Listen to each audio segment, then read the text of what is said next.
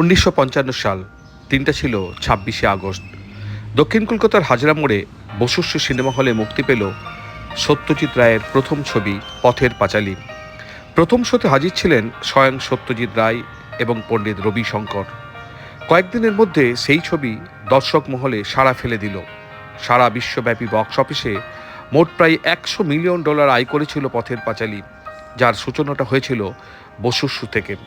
শুধু পথের পাঁচালী নয়, উদয় শঙ্করের কল্পনা, MS সুবালক্ষ্মীর মীরা সহ বহু নামকরা সিনেমার প্রিমিয়ার অনুষ্ঠিত হয়েছে এই সিনেমা হলে। অমিতাভ বচ্চনের দোয়া আনজানে ছবির শুটিংও হয়েছে এখানে। 50-60-এর দশকে এখানে বড় বড় ক্লাসিক্যাল মিউজিকের কনসার্ট বসত। দেশের সব খ্যাতনামা শিল্পীরা এখানে হাজির হতেন।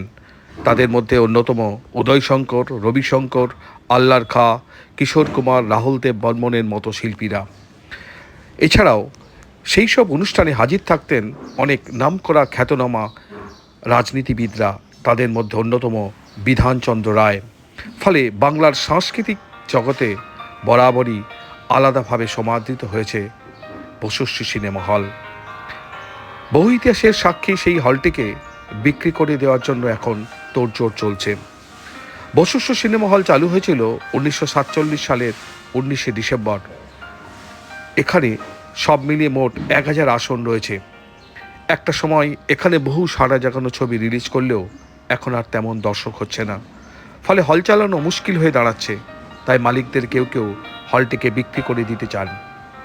আর এই খবরেই সিঁদুরে মেঘ দেখছেন অনেকে। একসময় ভবানীপুরকে সিনেমা পাড়া নামে ডাকা হতো। এই তল্লাটে বেশ কয়েকটা নামকরা সিনেমা হল ছিল, কিন্তু সময়ের বিবর্তনের সঙ্গে সঙ্গে একটা একটা করে সিনেমা হলের ছাপ বন্ধ হয়ে যাচ্ছে। ইতিমধ্যে বন্ধ হয়ে গিয়েছে কালিকা, পূর্ণ, ভারতী, উজ্জ্বলা এবং রূপালী সিনেমার মতো একাধিক হল। তাই অনেকের ভয় হয় বসুশ্রীরও সেই একই দশা হবে না তো। এ ব্যাপারে হলের অন্যতম কর্ণধার সৌরভ বসু কি বলছেন একবার শুনে নিন।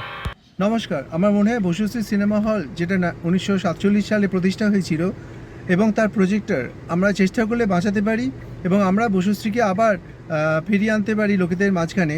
এবং লোকেদের যে ভালোবাসা আছে বসুশ্রীর প্রতি, যেটা আমার ঠাকুরদারা এস্টাবলিশ করেছিলেন, তারপর আমার বাবা কাকারা চালিয়েছিলেন, আমরা যদি আবার চাই বসুশ্রীকে আমরা ফিরিয়ে আনতে পারি এবং বসুশ্রীর প্রজেক্টরগুলোকে রক্ষা করতে পারি।